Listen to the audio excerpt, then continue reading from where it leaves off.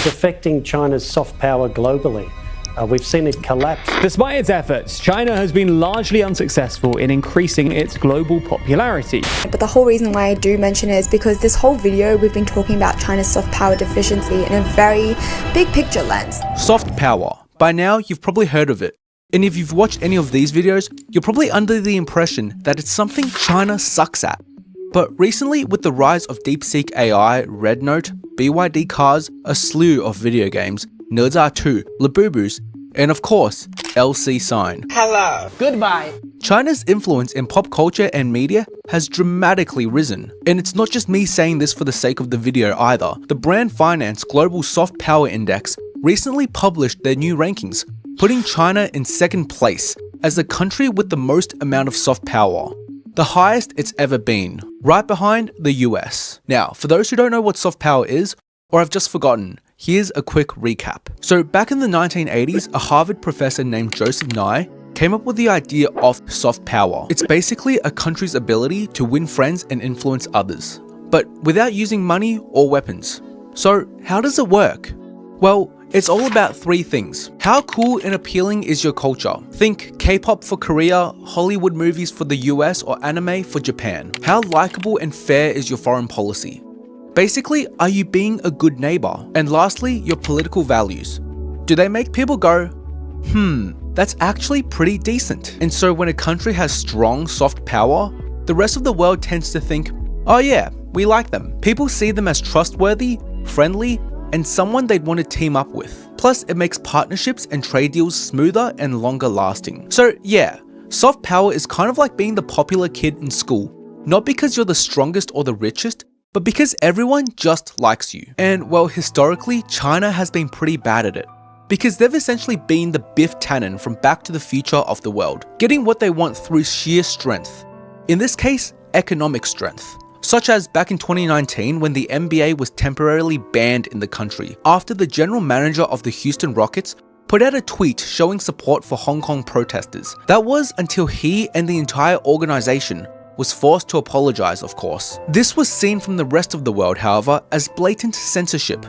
While the use of social media is a personal choice, China's foreign ministry stated on Wednesday, addressing questions after Chinese social media app Red Note gained attention amid discussions with this potential TikTok ban in the United States. But fast forward to 2025 and that's completely changed, to the extent of China even pulling back the restraints on the Great Firewall, allowing masses of Chinese people to have direct communication with Americans via the Red Note app, to which the Chinese government themselves have surprisingly come out and welcomed, something I think probably wouldn't have happened a decade ago, due to concerns of their citizens possibly being influenced in a way the government views negatively. So how and why exactly has China gained so much soft power in such a short time? China's quick rise in soft power can be attributed to three things in particular. Firstly, a massive push in funding towards media and pop culture related content made domestically in China. I do think this is a very big component, and a lot of people aren't talking about it enough, is about how Chinese soft power and the way that they are interacting with media and producing more media for a mainstream audience. Whilst there's no exact dollar figure on how much is being invested towards this, experts estimate that it's upwards of 50 billion a year. And when you think about it, it sort of makes sense. China has increased a significant amount of spending in the domestic film industry. Streaming giants like Netflix and Disney Plus are picking up titles faster than I can even finish them. It's wild, right? Just a decade ago, most Western audiences barely knew about Chinese cinema at all, beyond maybe like the martial art flicks like Crouching Tiger and Ip Man. Fast forward to today, however, and Chinese television and films are breaking box office records worldwide. And the one I gotta bring up is NEEWER 2. A new Chinese animation is on its way to becoming a box office hit. NEEWER 2 has already broken the record for China's highest grossing film. This past week, a movie in China is on track to make $1 billion domestically. Woohoo! This movie's actually really freaking cool. This movie actually is fire. It slaps so freaking hard. The film has emerged as a powerful response to the skepticism about Chinese animation. I won't spoil it for you in case you haven't seen it already, but I highly recommend checking it out. Anyway, the fact that a movie about ancient Chinese folklore can reach global acclaim highlights the strength of cultural storytelling and China's rising influence in the entertainment industry. What makes this film stand out though is its commitment to quality and authenticity. Director Zhao Zi, also known as Yang Yu, made deliberate choices to keep all production within China, rather than outsourcing work overseas. This decision wasn't driven by politics or nationalism, but by the desire to ensure that these deeply rooted Chinese stories were told by people who truly understood and grew up with them. And well, that worked out, as the film resonated with many because of its great storytelling. At its heart, it's a story about defying expectations, challenging societal norms, and discovering one's identity, all framed within the rich tapestry of Chinese mythology. This careful balance of staying true to its cultural roots, whilst appealing to both domestic and global audiences, is what makes NEEWER 2 so impactful. In China, the film has sparked immense pride, not just for its box office success, but more so for how it introduced Chinese culture to global audiences. Yes, the film broke a bunch of records domestically for how popular it was, but its somewhat success in Western cinemas is what I want to highlight. It is the third highest grossing film in Australia. You almost forget that you're watching an animation. I mean, I've seen all the films that are running for the Academy Awards, and this one, fits right in. I think we can't overlook the power of the film industry from China and how the growing popularity is for the films from China. Speaking from personal experience, when NEEWER 2 first came out, I wasn't able to get tickets to see this movie in Australia for legit like 2 weeks, simply because every session was sold out in my area. And it wasn't just my area, it was all across Australia apparently, showing just how popular it really was. And it wasn't until I was doing research for this video when I stumbled across this post on Reddit, where a user mentioned that pre-sales for NEEWER beat Marvel's new Captain America movie. But take that with a grain of salt, because the source for that is literally just trust me bro. But nevertheless, thought I'd bring it up. Here's the thing though, some of my friends say I have shit taste in movies. So here's what some of the official judges at the Academy Awards had to say about it. So impressed on so many different levels on with the accomplishments that of this particular film. 这导演您好，你这个电影真的是太厉害。 And so, NEEWER 2 isn't just popular despite the fact it's a Chinese film. It's popular because of it. Furthermore, due to the film's popularity, as well as the country loosening travel restrictions for most of the Western world, making it visa-free for visitors, the success of the movie has actually created a bit of a tourism boom for China. But I'll talk more about this in just a bit. Now, as you saw before, NEEWER 2 is a movie in Chinese, which is where today's sponsor, Lingopie, comes in. Growing up speaking Mandarin gave me an incredible connection to my heritage, but it also sparked my curiosity about other East Asian languages. I started learning Japanese a few years ago, and the shared characters helped, but the grammar and pronunciation, completely different world. This curiosity led me to discover Lingopie, which has honestly changed how I approach Japanese. Let me show you. So right now I'm watching Dungeon Meshi, which is an anime in Japanese. And what makes Lingopie special is how interactive it is. Every word in the subtitles is clickable for instant translations. When I hear a phrase I don't recognize, I can slow down the playback without getting that weird robotic sound you get elsewhere.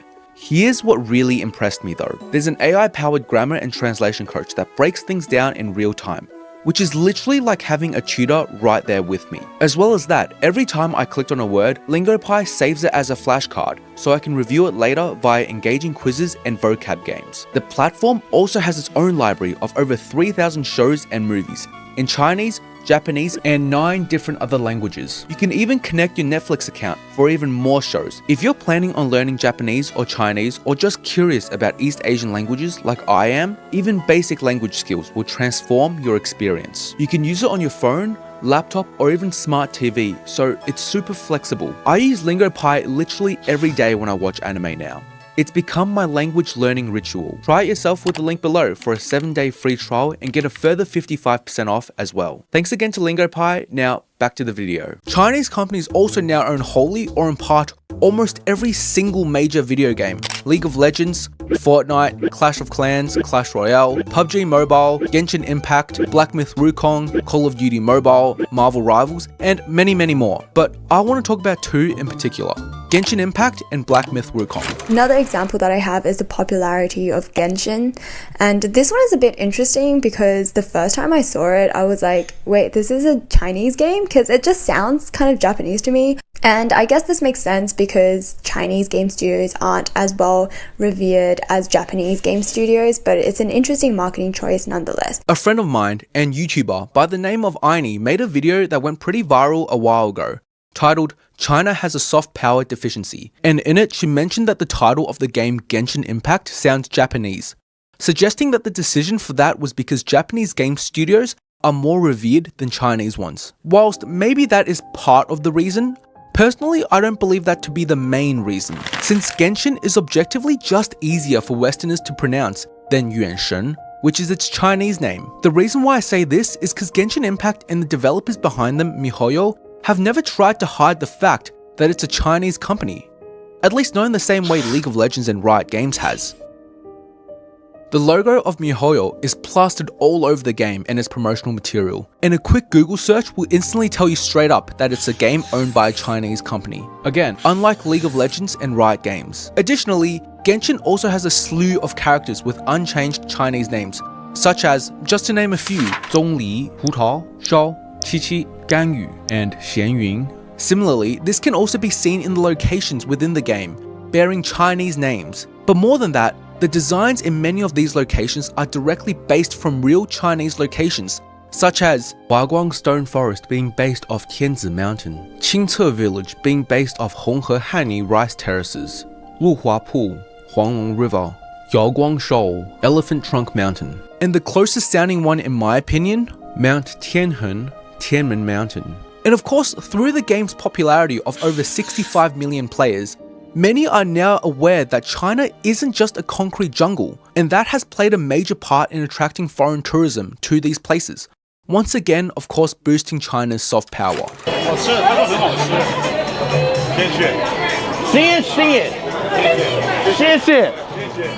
You want one? This has actually created quite a big domino effect on tourism in China, and there's even a trend among travel influencers to visit China over Japan and South Korea. Being influencers, they've of course also influenced their viewers to check out China. This is reflected in their statistics, where late last year, the Ministry of Culture and Tourism of China announced a significant surge in inbound tourism, with the total number of inbound tourists reaching 94.6 million in the first 3 quarters of 2024, marking a 78.8% increase year on year. For context, Japan only got around 37 million in 2024. And as foreigners return home after having had a positive experience in the mainland, this as a result increases the tourists' overall perspective of the country. The release of Black Myth Wukong marked a groundbreaking moment in the gaming industry, blending ancient Chinese mythology with China's first ever AAA game. Drawing inspiration from Journey to the West, one of China's most beloved classics, the game introduces global audiences to the rich world of Chinese folklore, while delivering a genuinely good game, which at least in my opinion doesn't feel politicized, which I can't even say the same for some Western games. But yeah, the numbers speak for themselves.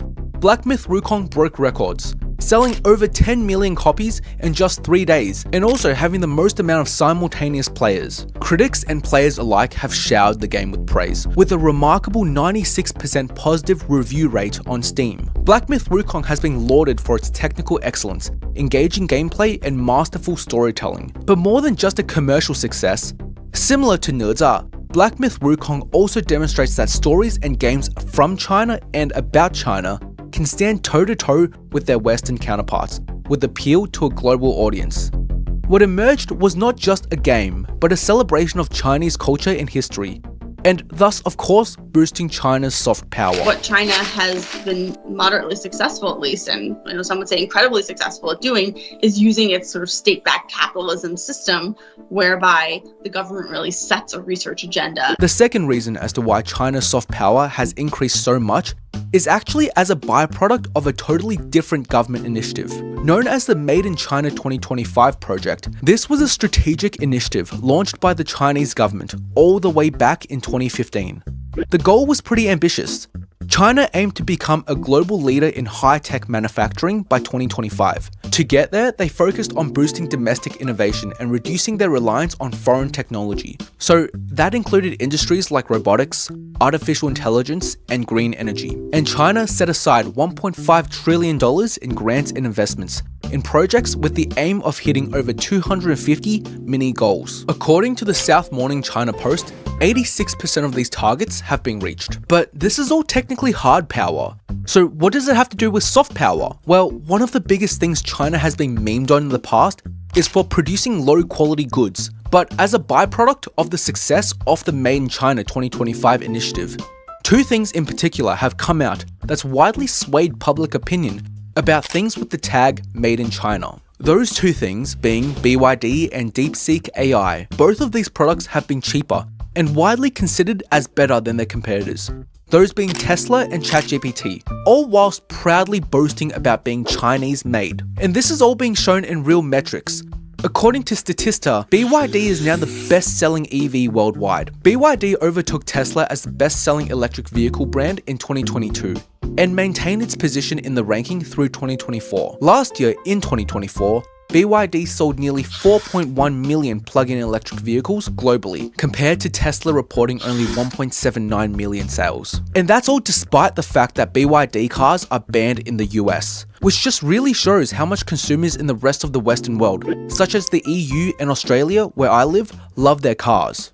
I mean, I still drive a Toyota, but you get the point. Similarly, DeepSeek, as well as, but to a lesser degree, the newly released Quen by Alibaba and Kimi by Moonshot, have dominated the Western AI market as a Chinese product, with DeepSeek jumping to the #1 spot on the App Store upon release. These AI models essentially do what ChatGPT does, if not better, and for free, making it much more preferable for users globally. And guess what? When you realize that the free product is better than the paid product, one tends to have a more positive perception of whoever is offering the free one.